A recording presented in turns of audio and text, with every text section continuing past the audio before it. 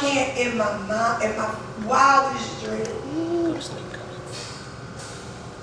imagine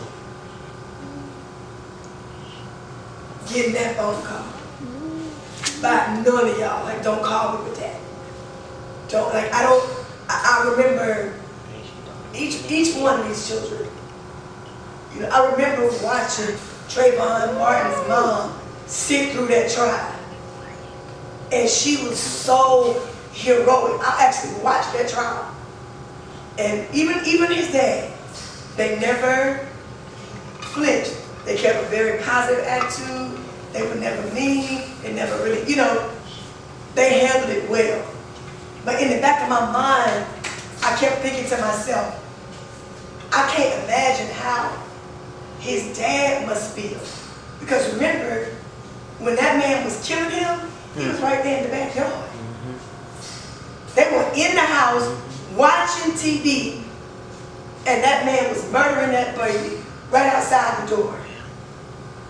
Like, as a dad, to know that someone murdered your child, and you were right there, like, my brain cannot process that. And so part of me is like, do they not think we're human? We are human beings. We love, we feel, we just like any other race.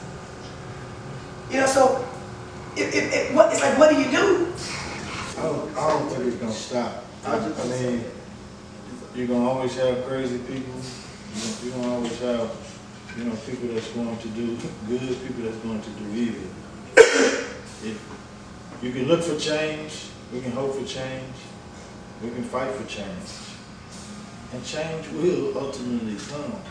Don't necessarily mean we're going to see it. Our kids may see it.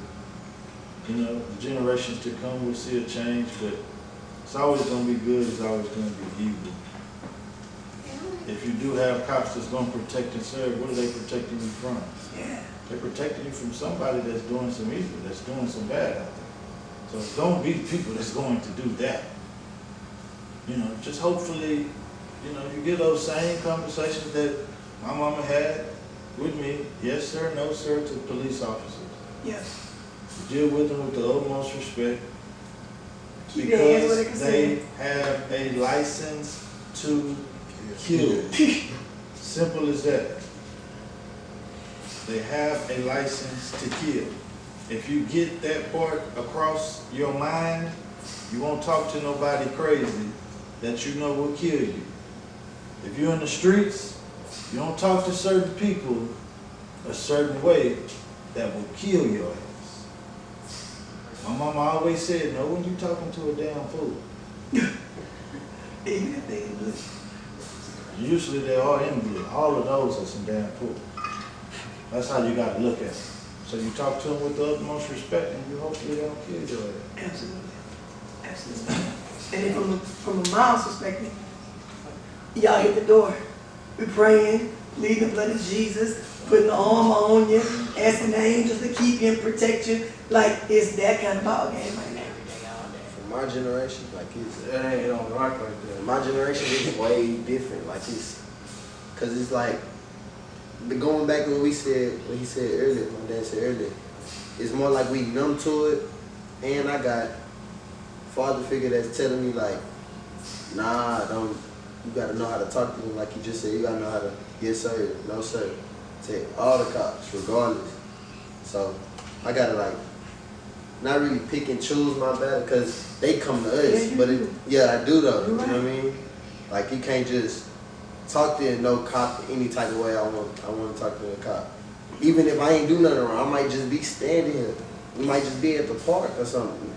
They even if you see the white boy do it and he get away with it. Because I've been seeing some white boys talk crazy to some laws and they go on about their merry way. But we know not to do that. Is it supposed to be like that? Is it fair? No. But you didn't get to be born how you wanted to be born. You was born a black man. No, our generation, I feel like most of us know like it's already, we already know it ain't fair. So we try to stay far as possible. When cops come, anything, we know it's time to move around wherever we at. I think that was what was so powerful about George Floyd's death. Not that that was good at all. It was just powerful because like a lot of people, like you said, in our generation, we know that we just keep our distance from cops, but like that woke some people up. Yeah. Like a lot of people that usually don't say nothing was out there marching and protesting. Yeah. Not that I ain't gonna lie, I kind of feel like Ben feels like I feel like at this point that march and protest is pointless at this point because it ain't gonna change. But what will change and what does move people, and I hate to say it, but it's fear. That's why everybody afraid of cops. We're fearful of them. Like they have power over us, but we're fearful of them. But like, and we're fearful of them because we know that there's no punishment for their actions. And I feel like that's the issue. Like it's not the people. The cops themselves, we're never gonna have perfect cops. They're not robots. They're humans. Right. They're always gonna feel like they're entitled to stuff because they have a badge. But once you start punishing people, once you murder somebody, like you're a cop and you murder somebody and you go to jail for prison, you go to prison for life. That's different than going to prison for a couple weeks, you out and then you shopping at Walmart like I just seen on Twitter yesterday. That's what I was thinking that too. That's a big difference. But when you in there in the cell for life with the people that you put there, that switch something up. Your coworkers notice that. That switch something up. And I feel like until that happens, until every single time that happens, you treat every cop murder like a regular murder, like a black person murdered somebody, then it ain't gonna change. Because it's It is a good point. I saw a quote on social media about that. And what it said was that Michael Vick did one time in jail for killing dogs. And all the cops that have killed a black person combined. That is an analogy. Not to mention, they took millions of dollars from him too. Wow. All he did was kill dogs. not that that's okay. When I Right. saw that quote, no, right, you know what I'm saying? But when I saw that quote, I mean, it's not okay. But if I gotta compare an animal to a human, I'm gonna pick a human every day, no matter which race. Right. All day long. No matter what animal, what race. I'm going to pick a human. Right. That's why God put us at the top of the food chain. Absolutely. And God don't make mistakes. Absolutely. So, but when I saw that quote, that he spent more time in jail than any cop that has ever killed a black person. All these recent killers, he did more time than all of them did combined. And that was powerful. Yeah, it is. When you really sit back and think about it. It really is. So to us, we belong animal, and they are. That's a lot. That license to kill thing, man, It's real. I don't think you understand how real that is. They have a license to kill. I don't care if you're going to get a life sentence for killing me. I don't care what your punishment is for killing me. Don't kill me if I'm complying with you. Yeah. I don't care what my rap sheet is, what George Floyd did to get himself in whatever situation he was in. If I'm complying, you got me handcuffed, don't kill me. I should be able to look at my mama on the other side of the wall with the phone joint and talk to her at least in jail. But don't kill me, so Yeah. it comes back to the license to kill. They take that and they take that to court and they say, I fear for my life when they get out. Because that's what they told us in the class. And so they went to school for that. They told me when the class started, if y'all have any situations in this security thing, you have to shoot anybody. Remember one thing, you fear for your life. As long as you say that, and you are an officer of the law, you will get off. And you wonder why what you just said, ain't nobody did no time, because that's their code. That's within their code. Just say you fear for your life, you get off. Yeah. I don't care what the logistics of everything that went on. Yeah. When I shot that gun, I feared for my life. Now y'all determine whether he could kill me or not. Okay, so watch this and ask this question. Because I'm sitting here talking to a room full of athletes. Every single one of y'all played athletics at the high enough. Y'all just ain't higher enough yet because y'all still in school. Help me